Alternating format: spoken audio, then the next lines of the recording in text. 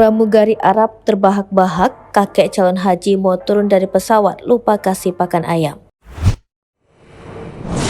Viral video pendek momen seorang calon jemaah haji Indonesia bikin heboh di dalam pesawat yang sedang terbang. Ketika itu si kakek-kakek calon jemaah haji ini tiba-tiba hendak turun dari pesawat yang sedang terbang ke Tanah Suci. Momen yang bikin heboh dunia maya ini diunggah akun unikinfo.id.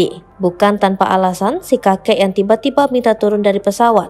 Diketahui si kakek calon haji asal Majalengka, Jawa Barat yang bernama Juhani berusia 95 tahun ini lantaran ingat dengan peliharaan ayamnya di rumah. Kepada si pramugari wanita Arab itu, si kakek berbicara minta turun lantaran lupa mengasih pakan ayam peliharaannya di rumah. Awalnya si pramugari cantik itu tampak tenang dan tersenyum untuk menenangkan si kakek agar bisa duduk kembali.